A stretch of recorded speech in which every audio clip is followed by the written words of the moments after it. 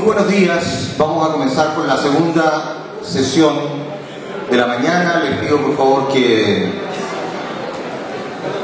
ingresen al salón. Mr. Cackley.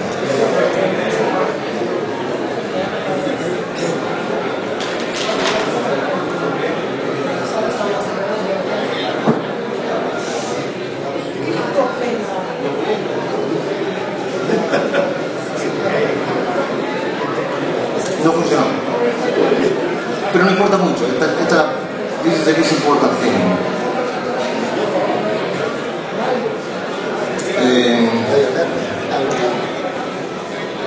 Yo creo que no tengo mucha capacidad convocatoria. Mi capacidad convocatoria ha disminuido notablemente. You know, I'm powerless to call people to get into the room. Nobody cares about it. I think that I have to just vamos a comenzar con la segunda sesión de la mañana. Les vamos a pedir que por favor ingresen a la sala para no retrasarnos con el estricto horario que nos impuso el doctor Rodríguez.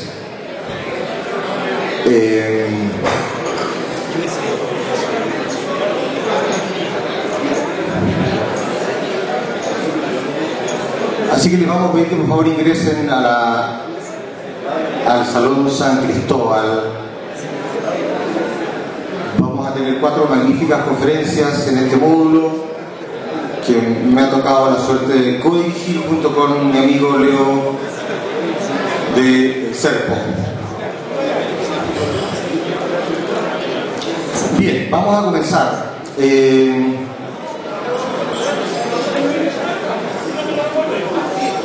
El tema de intervenciones antenatales es un tema que tiene una historia larga ya, que partió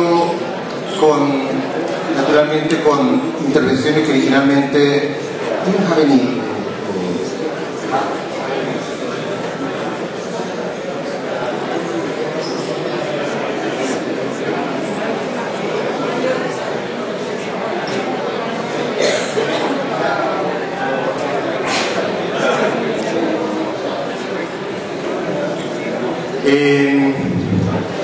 No sé si tenemos un traductor para la doctora, para que traduzcan al revés. ¿Y qué pasó con la persona de la cabina?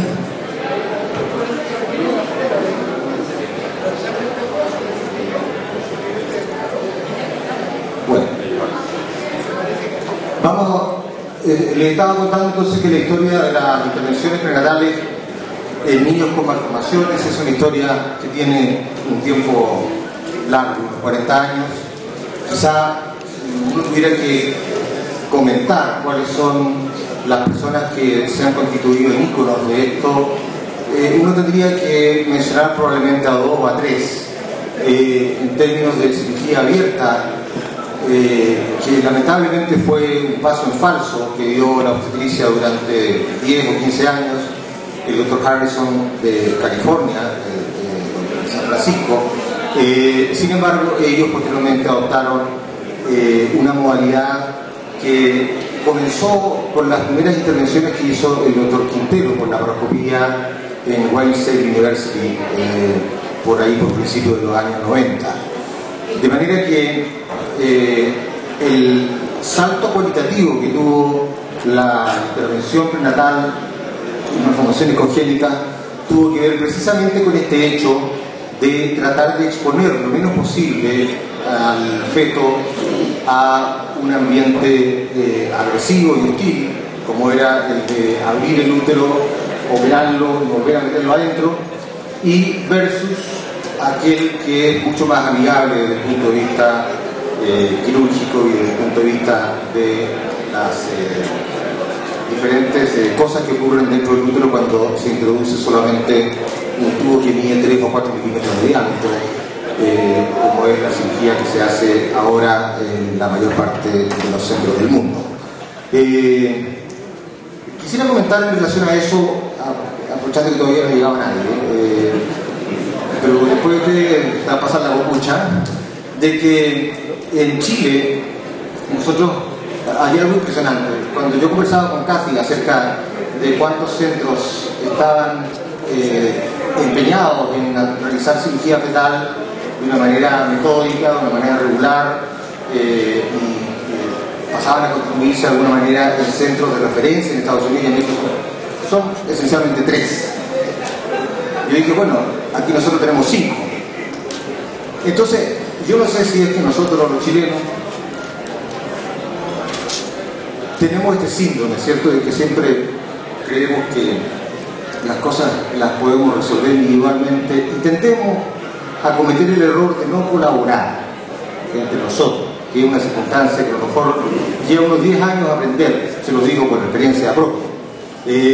Pero esos plazos hay que acortarlos y esos plazos hay que, de hecho, probablemente regularlos, porque no es posible que en nuestros días las pacientes se expongan a la posibilidad de que un sexto y un séptimo y un octavo centro, ¿cierto?, porque viene llegando desde haber estado con Eduardo Gratacós o de haber estado con el doctor Nicolaides, entonces venga con ganas de hacer también este asunto y quiera hacerlo solo. Eso no puede funcionar así. Hay una sesión que creo el transcurso de mañana a la mañana en donde se va a discutir eso, y creo que tenemos que llegar a un acuerdo con respecto a cuáles son los centros que realmente tienen la experiencia suficiente como para decir que tienen números iguales a los que hay en Europa y en Estados Unidos, y segundo, que son centros que tienen proyección como centros, que son, digamos, sustentables en el tiempo, por lo tanto no nos vamos a encontrar con que después de un temblor el hospital está abajo, por ejemplo. Eso le hice esa mención precisamente porque uno de esos centros es el que tiene el doctor Becker en Talca.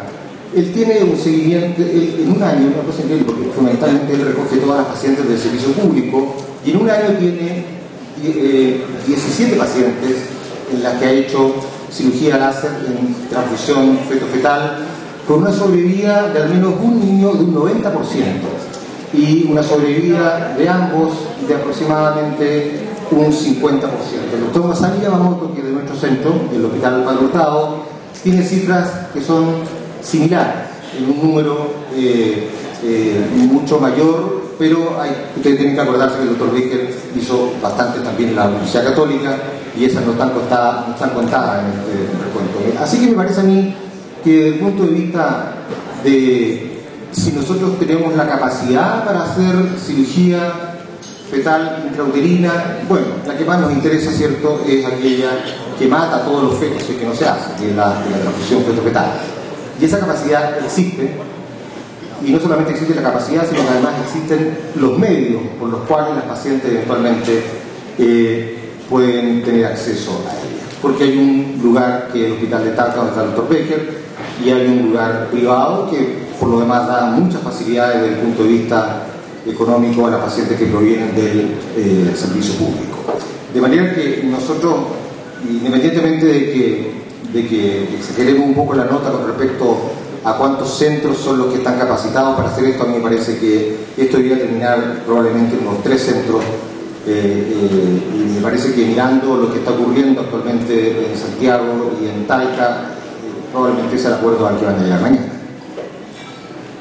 Hoy día tengo la tremenda suerte de que no les voy a hablar nada. No tengo que hacer ninguna cosa excepto tener el privilegio de presentar a 2 personas por las cuales siento una tremenda admiración, y además a un amigo que hace un trabajo espléndido en la Clínica Las Condes, y a una chica que yo no conocía, pero que me la estudié anoche, y tengo que decir que también siento un tremendo privilegio de presentarla. Se los voy a mostrar ahora con monitos. El doctor Gustavo Rencoré trabaja en la Clínica Las Condes, está encargado del Centro de Medicina Materno-Fetal. Ahí es una persona que además tiene horarios en el servicio público, de manera que esta mezcla entre experiencia clínica privada y pública es, creo yo, la mezcla que finalmente es la mezcla con la que salen todos ganando, ¿no? Y me alegro que Gustavo esté precisamente haciendo eso, y es un gusto para mí que presente hoy día un tema que es muy importante. Yo voy a hablar ahora más, después ellos van a pasar acá, así que lo voy a presentar de una sola vez. Él nos va a presentar una pregunta que es la pregunta fundamental que uno tiene que hacerse antes de realizar cualquier procedimiento o intervención en medicina. Es si lo que voy a hacer, primero, le va a hacer daño o no a la paciente. Segundo, si no le hace daño y la beneficia, si ese beneficio es significativo desde el punto de vista clínico. Y tercero, si aun cuando no fuera mejor, es más barato. Y si es mejor, si eventualmente el país puede costear, porque puede que sea mejor y puede que no haya ninguna duda con que el asunto es mejor, pero simplemente los países son incapaces de implementar un sistema que sea capaz de reproducir las experiencias de ajenos. Entonces, la pregunta que le vamos a hacer a Gustavo es que por favor nos diga si las intervenciones o el diagnóstico prenatal, el solo diagnóstico prenatal, es algo que beneficia a los fetos, y si es así, ¿a cuáles?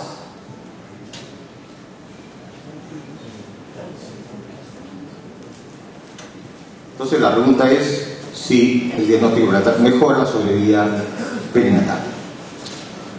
Y aquí está mi querida Constanza, que realmente me fue impresionada anoche mientras la estudiaba en el computador. Y Constanza es una de las pioneras en psicología perinatal en Chile. En el CEDIC nosotros en el año 97, 98 comenzamos también a hacer el apoyo psicológico que se hace en el CERFO de esta manera ordenadísima. Usted se puede imaginar cómo es trabajar bajo las órdenes del doctor Rodríguez. O sea, ahí siempre una mosca, pobre mosca. O sea, la mosca no solamente muere, sino que muere de una manera cruel. ¿Ok? Porque el doctor Rodríguez no admite que existan cosas que se separen de la media. Y a mí me parece que es una forma de trabajar esa disciplina, transmitir esa disciplina y darse cuenta que esa disciplina se ha pasado durante 10 años beneficiando a 1.500 mujeres en Chile, es algo realmente admirable. Yo le he manifestado esto personalmente a Juan Guillermo, pero quiero que ustedes sepan de que no ha habido otra circunstancia similar en Chile en donde niños que antes se morían simplemente no se mueren ahora gracias al CERFO, gracias a lo que ha hecho Juan Guillermo en estos 10 años. Yo creo que se merece un aplauso. ¿Por qué no hacemos eso? Porque los números son claros y contra los números no hay vuelta que darle, y el CERFO ha hecho una diferencia en Chile y eso hay que celebrarlo, no hay que envidiarlo. ¿Ok?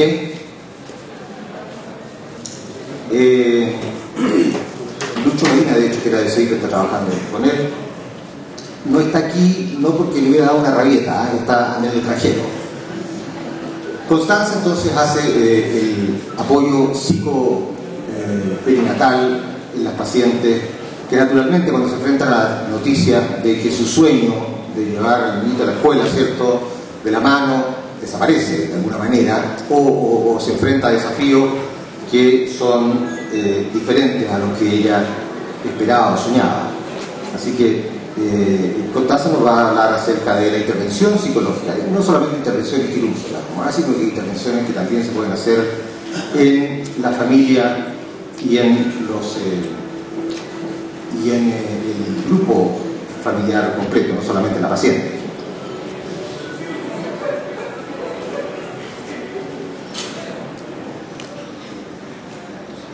¿Puedo decir eso en inglés para que están con los traductores? No. ¿Sí? ¿Y ella está con la traducción? Okay. Entonces lo puedo decir en castellano. Sí. En la historia de la obstetricia, en toda la historia de la obstetricia, si uno la revisa con cuidado, se da cuenta que, salvo algunos ejemplos como posiblemente Madame Curie o algún otro ejemplo que está enterrado por ahí en la historia y que probablemente es mucho más meritorio que el de Madame Curie, pero habitualmente esos que son demasiado meritorios también suelen enterrarse, ¿no? Pero no había existido una mujer que tuviese la inteligencia y que tuviese la capacidad de trabajo y de organización y el poder que tiene Catherine Swan. A Cathy la conozco desde hace 15 años, cuando era una fellow en Georgetown University, y entonces la veo aquí dirigiendo estudios multicéntricos. Ella es la encargada de dar las platas allá en Estados Unidos, así que allá los gringos se tienen que andar con mucho cuidado con ella, porque si dicen algo de más o de menos, entonces no, yo creo que la cosa ya funciona de forma objetiva. El asunto es que el ver representada a la obstetricia en Catherine Swan, que ha dedicado su vida de una manera muchísimo más acelerada y productiva que lo que uno podía esperar de cualquier persona normal, es algo que me produce a mí una admiración tremenda. Ella es actualmente la jefa de la rama de perinatología, pero del Extramural Branch del NIH.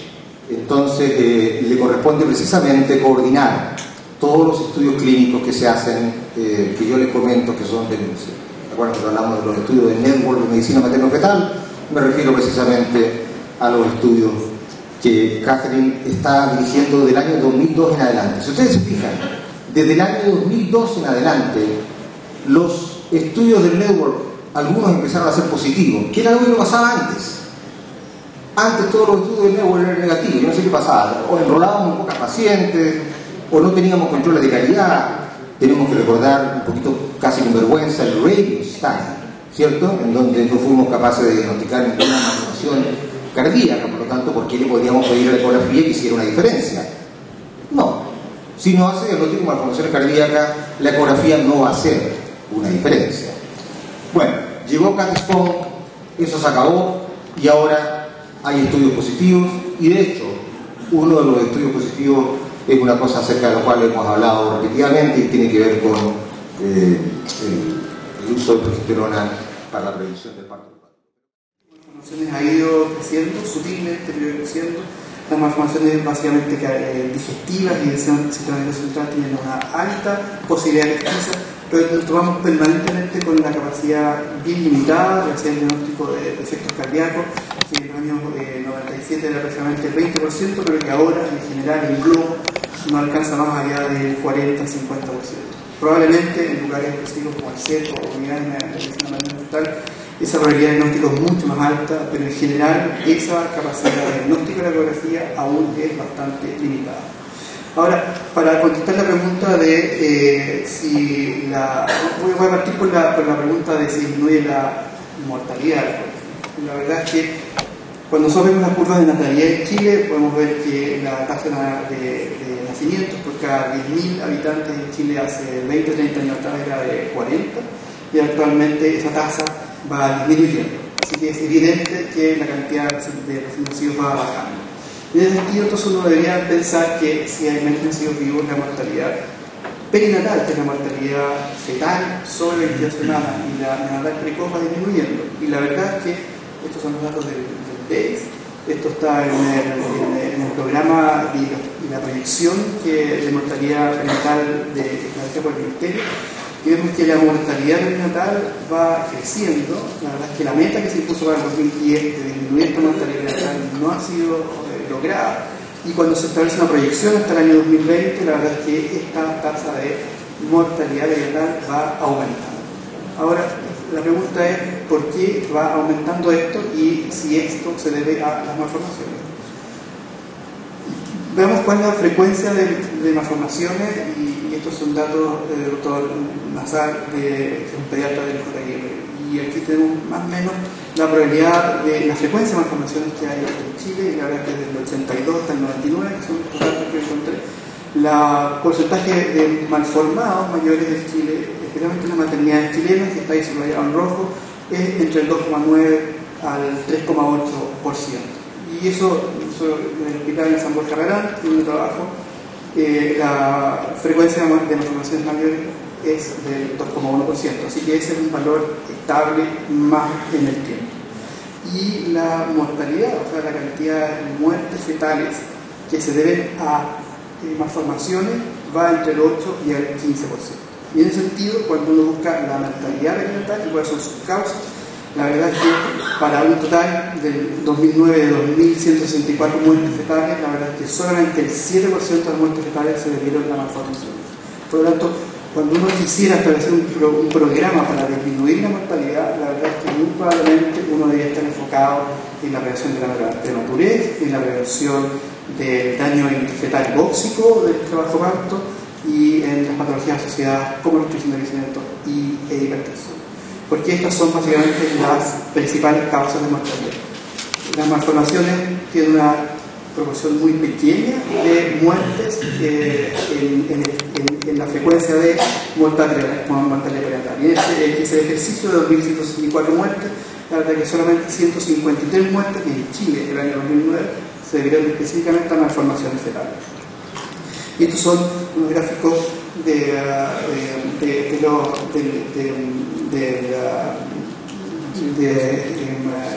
Estados Unidos también, y lo mismo, la causa de muerte fetal debido a malformaciones va al más o menos el 15%, que es muy parecido. Ahora, ¿qué es lo que sucede en el Hospital San Borja? La verdad es que los datos no son fáciles de obtener y evaluamos qué sucedía con los malformados del año 2012, el total de malformados pesquisados en neonatología en el carnet de alta fue aproximadamente 141, y eso es más o menos el 2%. Y a un lado tenemos los fetos malformados que no tuvieron diagnóstico prenatal, y en este grupo están, parece que el hospital y la unidad de medicina materno-fetal recibe pacientes por derivación. Así que la paciente que llega a la unidad de medicina materno-fetal viene por una sospecha de un problema placentario o una sospecha de malformación. Eso nos llama screening general. Así que de los pacientes que nacieron con malformaciones y que no tuvieron diagnóstico, fueron un total más o menos de 45, de un total de 141, o sea, más o menos un tercio de los recién nacidos malformados en San Borja no tienen diagnóstico prenatal. Y esto es un porcentaje mayor de ecografías de pacientes que nunca vimos en el hospital y un porcentaje menor de pacientes que nosotros hemos visto en el hospital. De este grupo malformados que no tuvieron diagnóstico prenatal, hubo solamente 2 muertes en el periodo neonatal, un porcentaje bajísimo.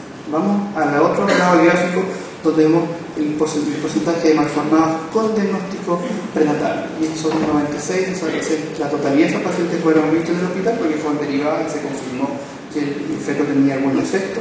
Y fíjense que de estos fetos malformados, la cantidad de recién nacidos que fallecieron por una causa directamente relacionada con la malformación fue 15. Así que evidentemente que el diagnóstico de malformaciones no disminuye la tasa de mortalidad, sino que probablemente pesquisa con mayor certeza los fetos que van a fallecer.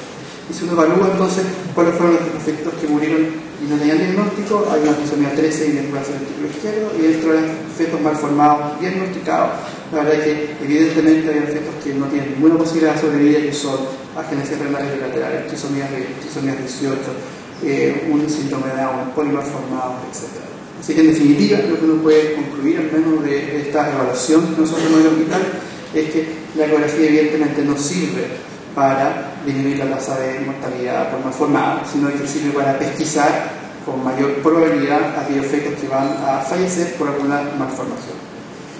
Y en ese sentido, quizá uno debería enfocarse en la ecografía en buscar aquellos fetos susceptibles de algún tratamiento. Y la verdad es que hay diversas patologías, dentro de las cuales están los malezas generales con todas sus complicaciones. Hay malformaciones pulmonares como derrames pleurales asociados a hídrodos que son susceptibles de tratamiento, las hernias reumáticas, los defectos del corazón, algunos con susceptibles de tratamiento intrauterino como la estenosis aórtica crítica o inoculación del ventículo izquierdo como foramen restrictivo, y la obstrucción urinaria baja en duda. Entonces quizás uno debería enfocarse a buscar estos efectos para ser susceptibles de tratamiento. Pero si uno hace el ejercicio de qué es lo que sucede con estas malformaciones, cuando uno evalúa la frecuencia en que se presentan, todas son patologías susceptibles de tratamiento. Yo no me voy a referir a los gemelos, pero vamos específicamente a hernia de Fermat y a patologías torácicas, que son probablemente las que uno pudiera manejar con algún tratamiento intrauterino. La hernia fermática tiene una frecuencia de 1 en 3.000 a 4.000, y un tercio se asocia con defectos cromosómicos o otras malformaciones. Hay algunas hernias fermáticas que pueden ser catalogadas como extremas o severas o moderadas, las cuales pudieran ser susceptibles a algún tratamiento. Si uno hace el ejercicio matemático, es decir, si yo tengo 90 hernias fermáticas en Chile al año, tengo aproximadamente un 60% de malformaciones que no están asociadas con otros defectos. Si la mitad de esas hernias fermáticas están catalogadas como moderadas o severas, y si a ese grupo uno pudiera tratarlo con por ejemplo, con una obstrucción con el balón, uno pudiera mejorar la sobrevida en un 50% en ese grupo, que finalmente vendría siendo 15 pacientes. O sea, de 90 hernias fermáticas, si yo las pesquiso, las trato, en teoría, uno pudiera disminuir de la muerte en solamente 15 casos. Y si hacemos lo mismo con las patologías torácicas, especialmente los defectos asociados a híbridos, que son los que se asocian con 100% mortalidad, y uno pudiera tratar esos efectos y disminuir la mortalidad en un 50%, entonces la patología torácica, que se presenta en 1 cada 10.000 casos asociados a híbridos, y si uno tratara eso, disminuir la mortalidad en un 50%, la verdad es que uno disminuye en 6 o 10 casos de muerte asociados a este efecto. Por lo tanto, en resumen, si uno hacía todo este manejo y tratara de utilizar efectos específicamente en las malformaciones susceptibles de tratamiento, uno en teoría pudiera disminuir esta cantidad de muertes, que son más de 160, en 6 o 25 el máximo. Así que la verdad es que es un tremendo esfuerzo a un pequeño resultado. Pero evidentemente que tiene que haber alguna unidad, y eso hay que decidir 1 o 2 unidades en Chile que se dediquen específicamente a salvar este pequeño grupo de malformados.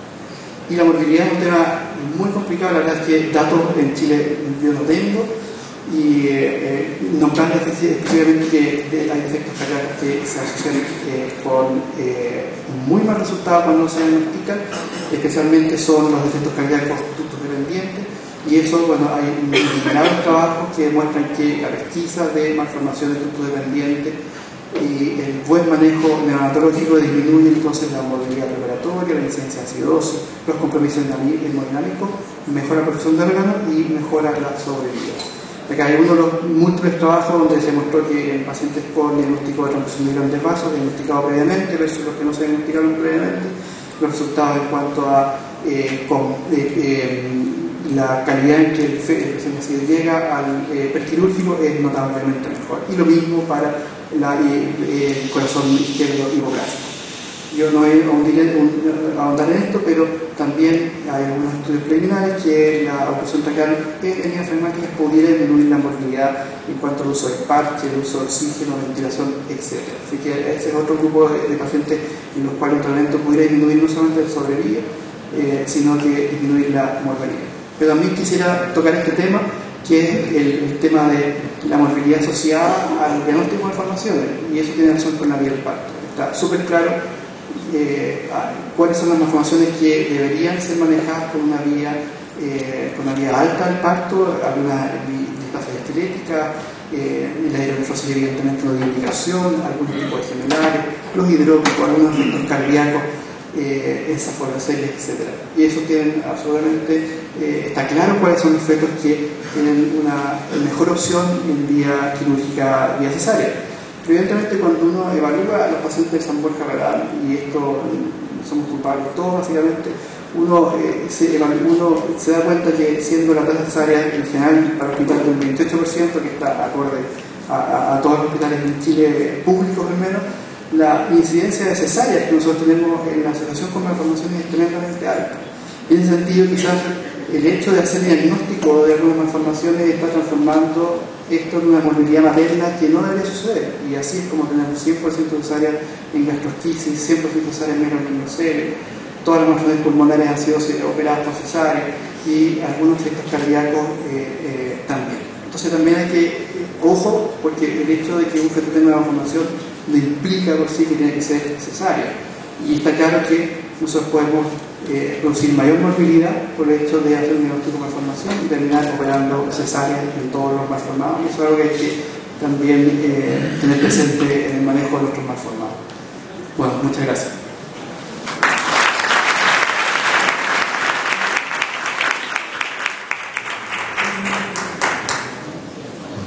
Gustavo, muchas gracias. Vamos a ver si vamos a tener quizás unos 5 minutos solamente al final para esa pregunta. Entonces les quiero presentar a Constanza, que va a comentarles cuál es la intervención que se hace sobre la paciente a la que se le informa que hay un defecto congénito severo y cuál es el tipo de intervención que ellos hacen en el cerebro. Si eso se ha modificado en el tiempo, cuál es el impacto que eso tiene y de qué manera nuestros gobiernos se han preocupado de que esa sea una modalidad estándar y no algo que se hace solamente en algunas partes de Chile. Constanza.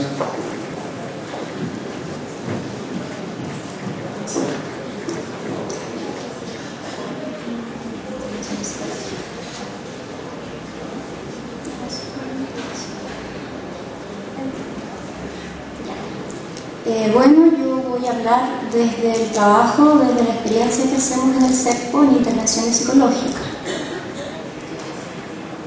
Primero quiero brevemente situar el contexto de nuestro trabajo, que como sabemos corresponde al marco de un policlínico y un hospital público, donde recibimos una población que es bastante heterogénea. Nuestras pacientes van de la vulnerabilidad social y económica extrema a sectores que socialmente se instalan de manera más emergente. Son mujeres que provienen de estructuras familiares muy diversas y que tienen también distintos niveles educativos. Por otra parte, y algo que marca de manera importante la clínica que se hace en el CERPO, este es un centro de referencia para cardiopatía de la hora mensal. Eso significa que alrededor de un 40% de nuestras pacientes provienen de regiones. Esto es un tema delicado y conflictivo todavía, porque pese a ser un centro de referencia nacional, no tenemos una situación de hospedaje, de alojamiento que pueda responder a las necesidades de nuestros pacientes.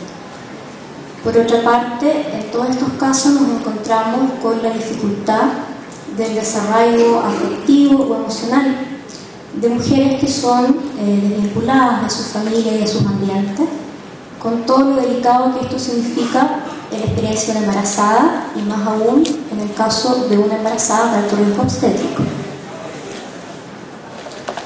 Voy a comentarles un poco las características de la atención psicológica que ofrecemos en CERPO y en cómo se ha ido pensando este dispositivo a lo largo de los años y por los distintos profesionales que han pasado también por aquí antes. Se ha pensado siempre que esta debe ser una intervención articulada con el equipo perinatal. Y esto no solamente para armonizar los objetivos, sino sobre todo para poder incorporar lo que tiene que ver con las variables psicosociales en el manejo médico. Por otra parte, hemos pensado que la intervención psicológica debe ser un dispositivo que se ofrezca de manera continua en todo el proceso perinatal. Esto es algo que yo considero muy importante, porque la posibilidad de ofrecer una figura de apoyo constante en los distintos momentos del embarazo es muy bien valorada por las pacientes en la medida en que se puede con esa figura ir generando un espacio para integrar los distintos contingencias o aspectos que aparecen en el curso de la evaluación y del manejo. Nuestros pacientes pasan por muchos especialistas y por muchos equipos y eso propicia la experiencia de fragmentación y la fragmentación produce angustia. Entonces un poco el trabajo pasa también por dar una continuidad a todas estas intervenciones. Y por último, el dispositivo de psicología ha sido pensado en el formato de intervenciones en contextos ambulatorios y en contexto hospitalario, justamente por lo que les comentaba antes, que tiene que ver con poder dar una continuidad al trabajo, pero también poder seguir a la mujer en todas las contingencias del embarazo, que son propias del alto riesgo. La función de la psicóloga en CERPO tiene claramente una particularidad, que es lo que tiene que ver con el manejo de situaciones donde está implicado el diagnóstico de anomalías fetales severas y con expectativas de vida limitadas o incierta. Es evidentemente un campo de muerte, de pérdida y de duelo parental. Todos acá conocen las manifestaciones del duelo parental, que van de la angustia intensa, la rabia, la desesperanza, a en oportunidades condiciones psicopatológicas que se cronifican con efectos muy severos para la vida individual, pero también para la vida familiar. Y quiero señalar acá un aspecto que tiene que ver con el marco médico-legal, que son las condiciones desde las que partimos o desde donde podemos intervenir, y que es la prescripción de completar el embarazo en toda circunstancia, incluido el diagnóstico de anomalías fetales congénitas. Aquí a mí me interesa puntuar algo que me parece muy relevante, y es que esta prescripción nos acompaña de programas estatales de apoyo en el ámbito psicológico, psiquiátrico y psicosocial. De manera más dramática podemos decirlo, la institucionalidad de salud pública, de salud mental, los programas que tenemos en este momento no contemplan los efectos de un embarazo con estas características.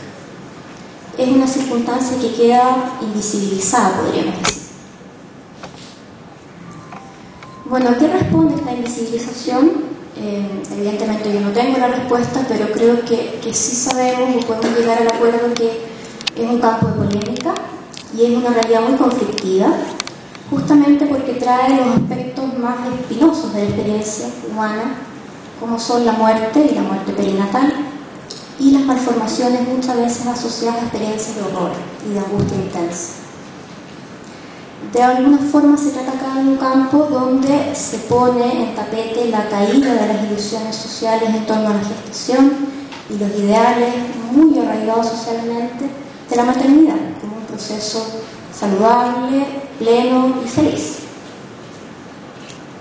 Quiero traer acá un mecanismo psicológico que está descrito hace más de 100 años en la literatura de psicología, que no tiene ninguna novedad, pero es muy atingente para la clínica que hacemos. Y todos acá lo conocen, digamos.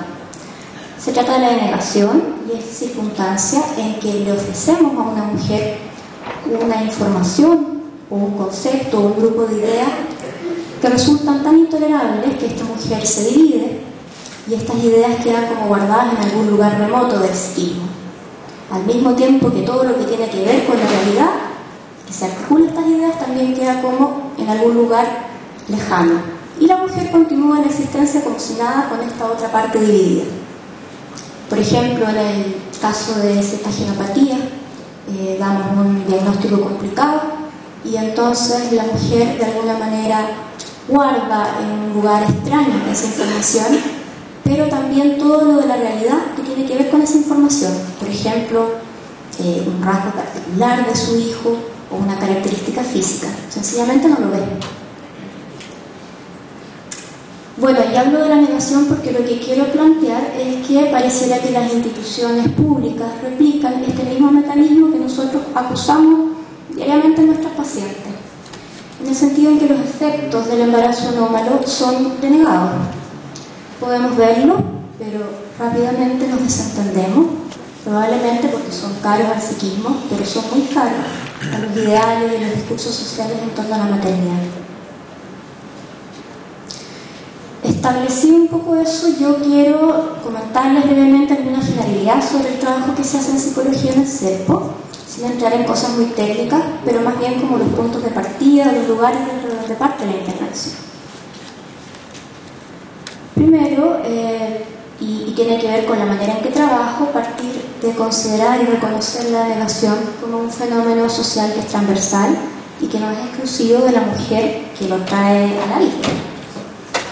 Esto es muy importante porque el sentimiento de culpa y el autorreproche, que son los síntomas quizás más complicados, más persistentes, más difíciles o más rebeldes de intervención y los que producen más sufrimiento a mediano y largo plazo en nuestros pacientes, son, curiosamente, síntomas que están muy ligados y que tienen una dependencia muy estrecha con los ideales sociales y culturales de una época. Entonces, es fundamental trabajar con los contextos y con los discursos sociales. Ahora, a nivel individual, se trata ya con la mujer de trabajar desde la denegación. Y esto es algo complicado porque es una posición que nos trae la mujer en la clínica que es muy incómoda, ¿no? ¿Cómo trabajar con una mujer que niega sistemáticamente? El trabajo acá debe ser cuidadoso y debe apuntar en ningún caso a levantar la denegación, porque como decía es un mecanismo que tiene un propósito y que es la mejor solución de un individuo en un momento determinado. Se trata más bien de facilitar la integración progresiva, delicada, cuidadosa, de todos estos aspectos que no son tolerables. Eso requiere tiempos que son subjetivos, que lamentablemente no siempre consiguen coincidir con los tiempos hospitalarios o de la intervención médica, pero que es muy importante respetar porque eso va a depender el éxito o el fracaso de la intervención psicológica con la mujer y finalmente la experiencia que ella pueda levantar de la situación del embarazo. En otro lugar quiero hablar también de lo que tiene que ver con el reconocimiento y la validación de las experiencias asociadas. Y en esto quiero ser clara en decir que no se trata de una escucha fácil, porque justamente acá vienen también experiencias y sentimientos que no son necesariamente las que están permitidas o reconocidas por los ideales sociales y que tienen que ver con ciertos aspectos más oscuros también de la maternidad.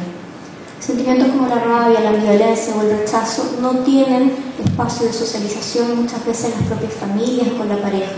Y entonces es muy importante generar un espacio para eso, porque son justamente las experiencias que después se anclan con más dificultad en la elaboración del duelo. Y por último, referirme a el propósito en el espacio y en el trabajo de psicología que tiene que ver con minimizar el trauma. Me refiero con esto a que, y quiero hacer acá una puntualización, el trauma en psicología no es una experiencia per se. No es, por ejemplo, la muerte perinatal como un hecho de la realidad. El trauma en psicología se piensa siempre como una experiencia en un segundo momento. Y en ese sentido, el trauma tiene que ver no con el hecho, con el evento, no con la muerte perinatal en sí, sino con la elaboración o la posibilidad que se tenga de incorporar esa experiencia en un sentido para esa pareja, para esa mujer o para esa familia. Y eso es algo que nosotros sí podemos promover en la medida en que hablamos los espacios en el hospital. De alguna manera se trata de separar esta idea de que la muerte perinatal va a ser siempre un evento traumático. La muerte perinatal va a ser seguramente siempre un evento doloroso, difícil, pero no necesariamente traumático. En eso hay un lugar activo de los equipos de salud. Por último, comentarles las proyecciones que al menos a título personal tengo para psicología en el CERPO y que tiene que ver en lo pronto en posicionarse en la red de salud mental y comunitaria. Primero, para mejorar la contrarreferencia con otros profesionales. El acceso a la psiquiatría en este momento es muy engorroso y muy difícil y la gravedad de nuestras pacientes la verdad es que lo amerita. Pero también ir apuntando a incorporar y a comprometer a todos los otros actores de salud y a todas las otras instancias comunitarias que finalmente van a recibir a nuestras pacientes. De alguna manera tiene que ver con hacer del tema de la salud mental de estas mujeres un compromiso de la comunidad, no solamente de la especialidad o de un producto de especialista. Eso, muchas gracias.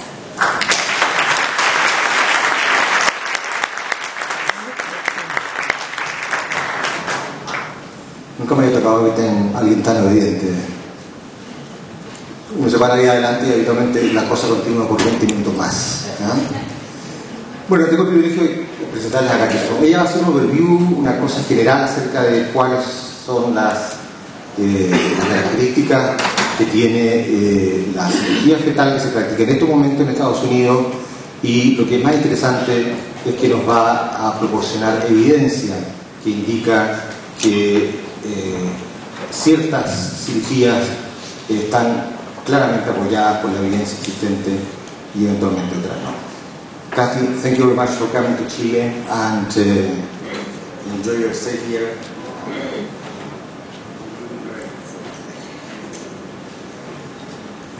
Thank you so much. Thank Dr. Rodriguez and Dr. Gomez for inviting me here today. Como siento, mi español es muy mal, so I need to speak in English.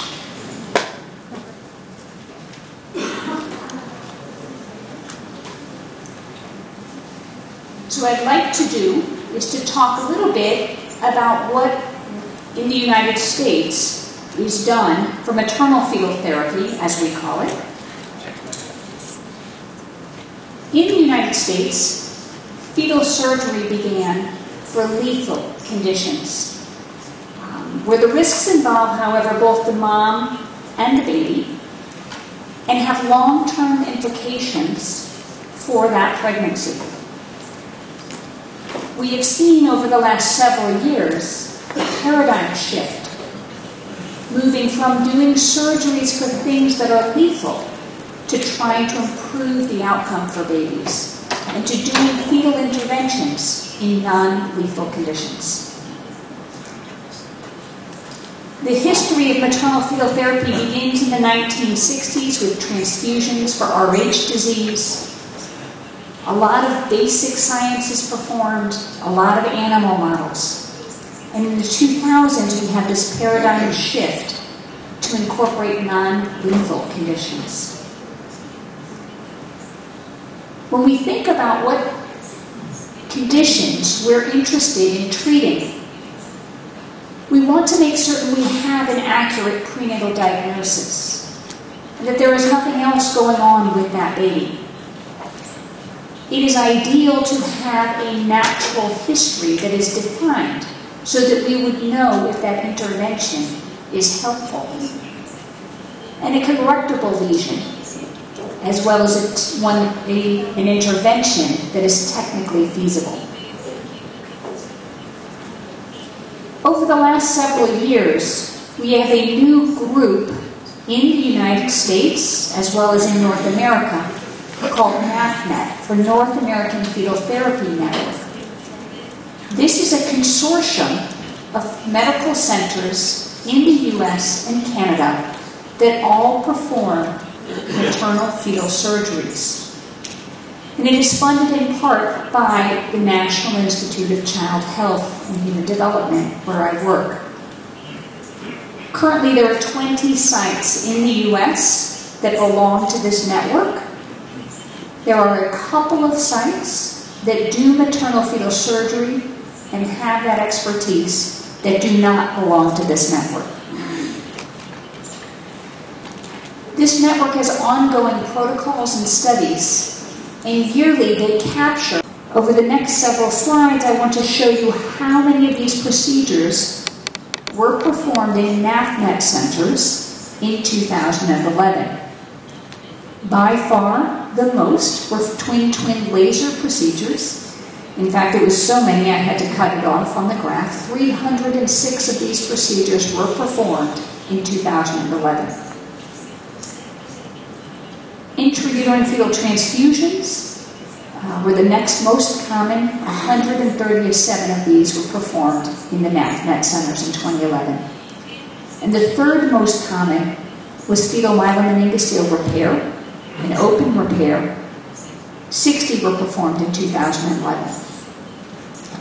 Then the number drops by half. Radiofrequency ablation for TRAP syndrome, 30.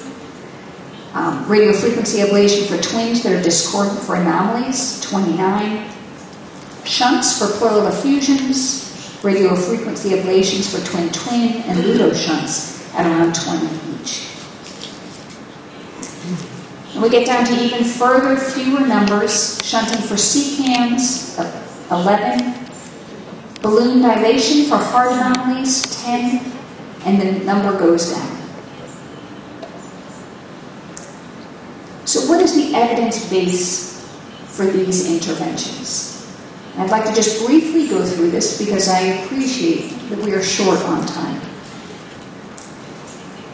So when we look at the different interventions where we have some data, these include complicated monochorionic twins, lung lesions, neck masses, myelomeningocele, which I will just briefly touch on today because we will talk a lot more about that tomorrow afternoon. And many different interventions are offered for these. For monochorionic twins, lots of different complications that may require fetal interventions, including, as I mentioned, twin-twin transfusion, which is the most common fetal intervention, TRAP sequence, discordant anomalies, and then selective fetal growth restriction. The potential therapies for these can include conservative management, just observation, laser therapy, bipolar cord coagulation, radiofrequency ablation, amnioreduction, and termination. We have some data to support some of these. There was a randomized trial that Ken Moise's group did and published in 2005, looking at amnioreduction to septostomy in pregnancies complicated by twin-twin transfusion, who were enrolled early in pregnancy with severe disease at less than 24 weeks. And you can see that comparing the two, amnioreduction or septostomy, really didn't result in a difference in overall survival, one survivor or double survivors. Selective laser photocoagulation has been studied extensively. Initially, these were observational studies. Hecker and Quintero in 1999 and 2000 both published selective laser therapies for these and showed good outcomes. And then, as many of you are, I'm sure, are well aware, the Eurofetus trial really provided substantial evidence for selective laser therapy as compared to amnioreduction. Those who underwent selective laser therapy delivered later at a mean age of 33 weeks compared to 29 weeks, as shown in yellow. And survival at 6 months of one or more babies occurred in 76% of those with selective laser therapy and only 50% of those with amnioreduction. Furthermore, other major complications were reduced with selective laser therapy. As an example, major neurologic sequelae occurred in only 6.9% of the children who had the selective laser therapy, whereas it occurred in 20% of those that had amnioreduction. Selective reduction has also been used in many other situations, such as TRAP syndrome, in malformations and with discordant growth. The overall survival rate with selective reduction is almost 80%. However, there are complications, including ruptured membranes and fetal loss. When we look at survival by indication, around 70 to 80%, comparing twin-twin versus TRAP syndrome. And survival by method, again, a little bit less survival with cord ligation and the most survival with radiofrequency ablation. Now, how about the lung lesions, CCAMs and BPS? Two options are offered in the United States. Shunting is one of those, using often a double-coiled rocket. This is a shunt in a baby after delivery. We have about a 15% reported loss of fetal loss from the shunt procedure, commonly resulting from ruptured membranes, preterm delivery, or bleeding. It's not uncommon for that shunt to be displaced, to migrate, or to come out. And we do get some evidence of limb entanglement and chest wall deformity with the shunt placements. Open surgical excision is another option, and the Children's Hospital of Philadelphia has published on their experience between 1998 and 2007. They performed open resection for these lesions in 19 babies who had evidence of hydrops. About half of those survived, and they've shown improvement since 2000 with better IV access and continued echocardiography during the procedures. These are just some examples of post-operative CCAM resections. The first is 1 week post-op, and you can see the size of the lesion and the post-operative effusion present. And then 6 weeks later, you can see how much improved that baby's lung looks. So at the Children's Hospital of Philadelphia, of over 1,000 fetal CCAMs, they've shown that about less than 5% of them go on to terminate. Of those who have an exit procedure, over 80% survive. Importantly, those who have postnatal treatment, over 95% survive. For those that they believe require open fetal surgery, their survival rate is around 60%, and for those who they put in shunts, about 75% survive. Congenital diaphragmatic hernia, we talked a little bit about this morning. I think it's important to remember that this is not a quick surgical correction. There are multiple morbidities associated with CDH, and often it's associated with pulmonary hypoplasia and pulmonary hypertension. Different approaches include open hysterotomy and repair, tracheal occlusion, and tracheal balloons. This is just showing the fetal procedure with the balloon put in and then detached. And this is Mike Harrison's publication from 2003, where they did standard care versus the fetal and showed no improvement in using the fetal procedure back in 2003. The trial was stopped after about half of the patients were randomized because the standard care group had better outcomes than the fetal group. There is a task force in Europe with a prospective study ongoing, 21 patients, 26 to 28 weeks gestation, with successful placement in all 21 cases. This is Jan de Press work that was published in 2004. And it depends on whether the liver is up or down and the ratios as to how well this procedure works. Now, just briefly about fetal myelomeningocele repair, which in the United States is currently done through open fetal surgery, through a hysterotomy, where the baby is brought, a uterine incision is made, and the baby is brought up and the repair is done. The MOMS trial, which I'll be talking about in detail tomorrow, was looking to compare this in utero repair of open neural tube defects to standard postnatal repair. It was an unmatched randomized clinical trial where we had the outcome evaluated by independent investigators who were unaware of what intervention was done. To participate, patients had to have a singleton pregnancy with an upper myelomeningocele boundary at T1 to S1. All patients had evidence of hindbrain herniation and a normal karyotype. And what we found was that the patients who had the prenatal surgery had a significantly better outcome for either death or the need for a shunt at 1 year of age. This occurred in only 68% of those with prenatal repair, compared to 98% of those with postnatal repair. Now, as you may recall, most babies with myelomeningocele do require a ventricular peritoneal shunt, so the 98% is not surprising. Importantly, the difference was not due to death.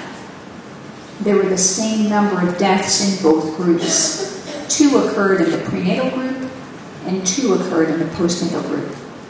So the major component of this outcome was a decrease in the need for VP shunts. The second primary outcome occurred at 30 months and was looking at the baby's intelligence as well as the baby's ability to their motor function, comparing the difference between what we thought the baby could do based on the level of the lesion and what the baby was actually able to do at 30 months. Where at 30 months, 42% of those who had prenatal surgery could walk independently, compared to only 21% of those who had the postnatal repair. A doubling of the number of children who could walk independently. So this all sounds very good for the baby, but there are many, many complications associated with this procedure, as you can imagine. 1/4 of the mothers who had the prenatal surgery had evidence of chorioamniotic membrane separation. 20% had low fluid, and 6% of the mothers experienced pulmonary edema. Perhaps most concerning to me is that at the time of delivery, the incision site where the surgery had been done, in over 1/3 of the cases, it was either very thin, there was an area of dehiscence, or complete dehiscence, suggesting significant risk for uterine rupture, not only in this pregnancy, but potentially in any pregnancy that that woman may have in the future. For the babies, there were complications as well. 10% had evidence of bradycardia during the surgery, and 80% of those who had the prenatal surgery delivered preterm. So in summary, for fetal myelomeningocele, prenatal surgery reduces the need for a shunt or death and improves motor outcomes at 30 months, but is associated with significant maternal and fetal risks.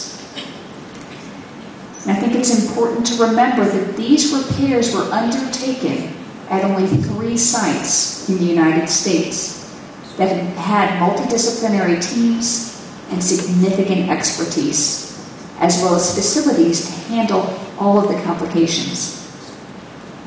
In addition, a specific protocol was followed, and throughout all of the procedures, continuous fetal echocardiographic surveillance was performed. The patient also stayed near the facility until delivery. So the implementation and dissemination of this intervention must be carefully planned.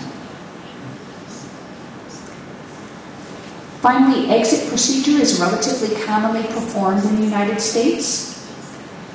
This is when you do a surgical excision and airway established while the baby is still getting perfused by the placenta. And this is used in babies who have potentially a compromised ability to transition because often they have a mass in their neck or some other issue that may make you concerned that the transition will be difficult. At the Children's Hospital of Philadelphia, they've done 58 of these cases between 1996 and 2007 with almost 80% survival. And I just put this slide up here to show how many people are involved at one site for one of these procedures. It's a huge number of people. This is a baby undergoing the exit procedure for what is clearly a large neck mass. And the majority of these are done at CHOP for neck masses. The next, and it goes down. There are many complications that can be associated with exit procedures. These can be intrapartum. You can get placental abruptions, which may make you need to move a little faster. And almost 10% require blood transfusions. And I want to close with just one caveat that I think we do need to think about when we talk about maternal fetal therapies. And that is, what is the reproductive outcomes for these women after they undergo one of these procedures, especially if it's an open fetal surgical procedure. There is a little bit of data available. Scott Wilson has been pulling some of this together from their work at Children's Hospital of Philadelphia. And what they showed was that many of these women do go on and have subsequent pregnancies. About half of these are uncomplicated, but 44% were complicated. And concerning, as shown in the yellow at the bottom, is the number of ruptures and dehiscences, which occurred in almost 1/3 of these cases. So subsequent pregnancies need to be very carefully monitored. So in summary, centers in the United States have organized into a consortium to facilitate collaboration for what we now call maternal fetal surgery because of the risk both to the mom and to the baby, and to any subsequent pregnancies that she may have. We do have an evidence base for some procedures, and overall it is felt that an evidence base is essential before new procedures are introduced, and that this evidence base needs to be built on basic science as well as animal data. And we have found that specialized centers provide the optimal oversight and outcomes for these procedures. Thank you so much.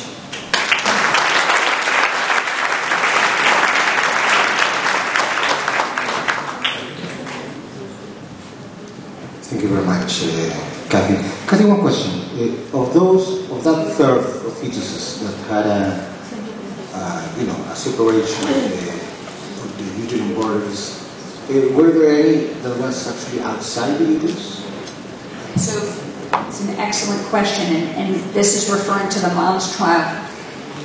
And there was only one complete dehiscence, and these were all caught before there were any untoward outcomes. But all of the patients who had that fetal surgery stayed in that site from the time of the surgery to delivery, which meant they might have lived in Florida but traveled to Philadelphia, had the surgery at 26 weeks, delivered at 37 weeks, and they stayed there. Now people are not doing that. They are going back home. And so you don't necessarily, I don't know that the outcomes will be the same. Thank you very much. Bueno, quería en realidad que podamos tener un resumen en media hora de casi toda la evidencia que hay a favor y en contra de la cirugía fetal. Yo no sé de qué va a hablar el doctor Sutil, que él nos diga y nos sorprenda con la última conferencia de la mañana.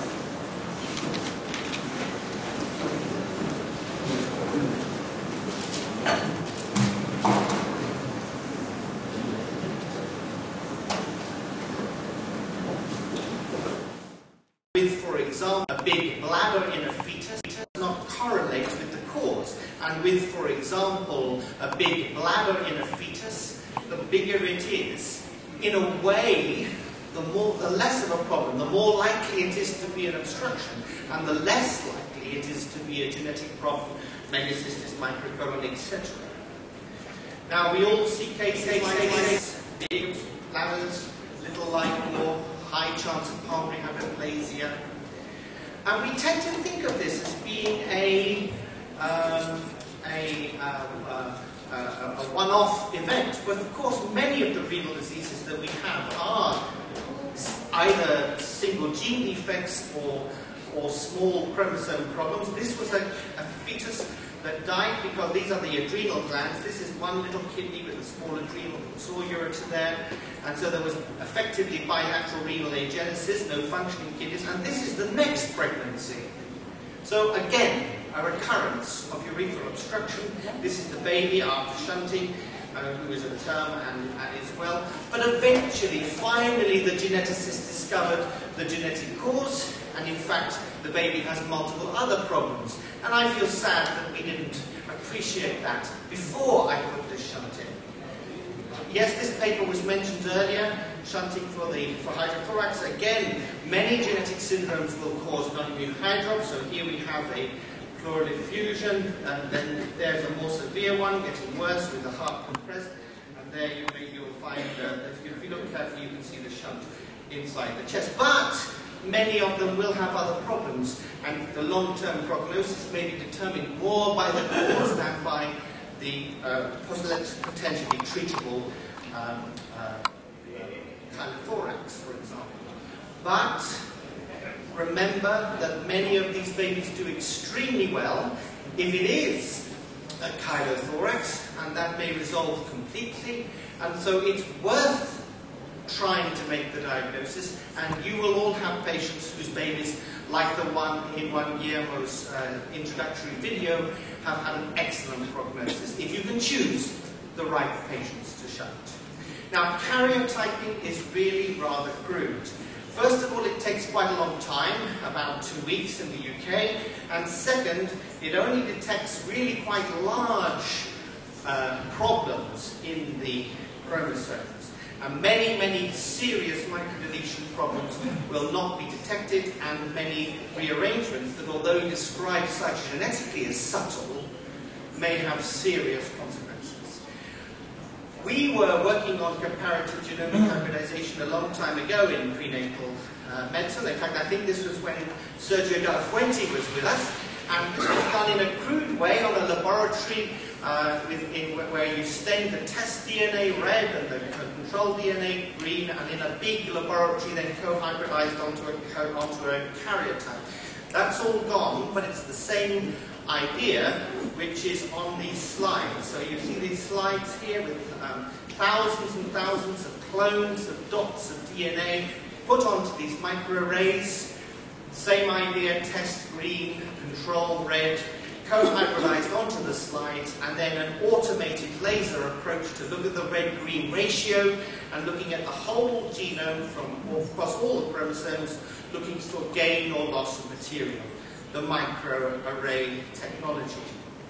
And this is wonderful because you don't have to know where to look. You can examine the whole genome in one slide. But you have the problem that copy number variants are quite common, and some are known to be pathological and associated with disease, others we don't know, and some are benign, and therefore the identification of which of these patterns you're seeing is still difficult. And there are large databases to help that. And it can relate to how sensitive your slide is. You can have a very high-resolution slide which will pick up many apparently non-significant or uncertain copy number variants, or you can have slides that are specific. And I guess we will have slides for diaphragmatic hernia. I guess we will have slides for exomphalos which are targeted at the malformations that is relevant to fetal medicine. Now, Ron Wapner and the others in the States have looked at prenatal microarrays, large numbers of cases, and with normal karyotypes, they found clinically important information in about 6% of their cases. And maybe even more in those that are of our type of interest, with the malformations that are severe enough for us to be considering treatment. So that was, to us, was important information. And we're in the middle of a trial called the EAGE study, which is doing something rather similar, but is already reporting clinically those microarrays that are giving clinically important information. So we have the problem about distinguishing benign from pathological copy number variants. We have the issues about variable phenotypes, where we do find a potentially pathological finding, and there's the cost. And at the moment, array CGH is about 3 times more expensive than karyotyping, but I imagine that will become much less. So will array CGH replace karyotyping? To my mind, the answer to that is clearly yes. But the next question is, will massively parallel sequencing replace array CGH? And I think my answer to that is probably yes, and that's the second part of this talk. So we all remember Dennis Lowe's paper on free fetal DNA from the maternal blood, and people like me have been using it for a long time for rhesus disease and sex-linked disorders.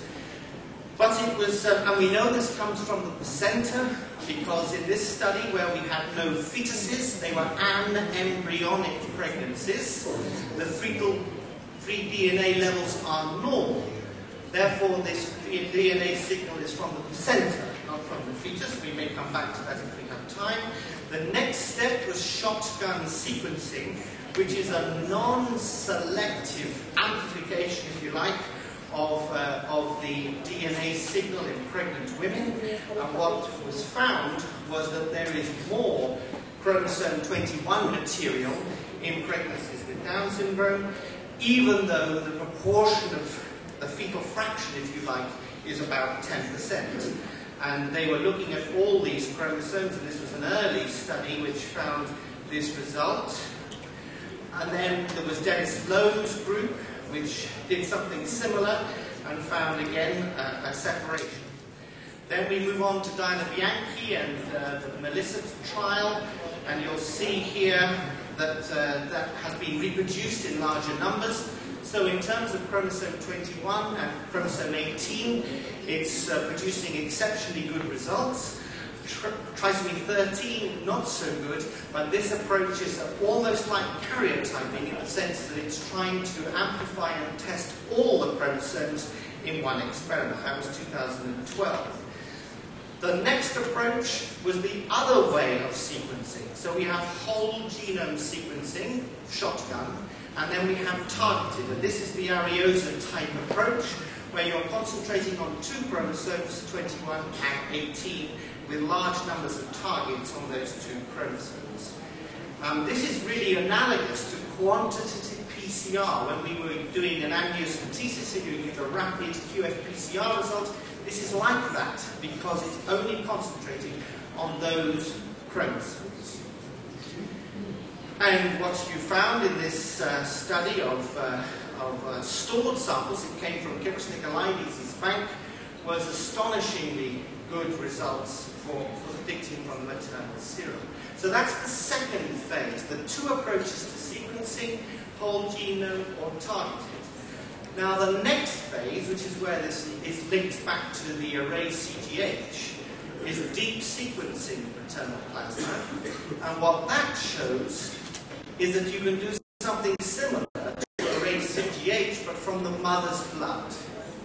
So now they are finding microdeletions and duplications and translocations because the resolution of the deep sequencing technique is getting to about 300 kilobases, so not far from the array CGH, but now from the mother's blood. So massively parallel sequencing can be used like qFPCR if you're doing it targeted, can be like karyotype if you're doing shotgun sequencing, or can be like an array if you're doing deep sequencing technology. Now you will all see there the excitement in terms of selecting cases for fetal therapy. Now even more important, or potentially for the future, is the people who are trying to do a sort of sequence of the whole genome from the mother's blood. Here you take the mother's blood and do the cells you get for the mother's DNA, you get the father's sample, but you use the cell-free DNA to look at the fetus. And by a combination of sequencing and alignment with knowledge of the father and the mother's results, with a lot of computer analysis, you can begin to look for mutations that have been occurred de novo in the fetus. That's very time-consuming and at the moment impossibly expensive, but I think those approaches will begin to come. So, the genetics and the fetal therapy link is that we can begin to select the cases that are due to a more generalized genetic condition with associated problems and separate them from those who are in an otherwise normal baby with an isolated problem that may be amenable to treatment.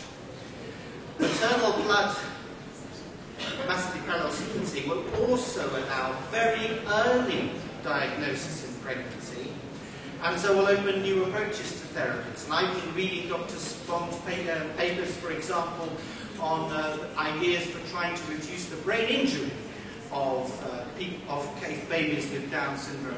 And clearly, if we can detect these conditions non-invasively very early, then the opportunities for intervention will change. So, last slide, this one was a sad fetus that had an enormous tumour from the mouth, and this was an obvious ultrasound diagnosis. But when there are genetic causes of such tumours, we at the moment can't really begin that process until the baby is born, which was the most important factor in terms of the prognosis. And linking genetics to our physical examination by ultrasound is going to be the next step to improve fetal therapy further. Thank you.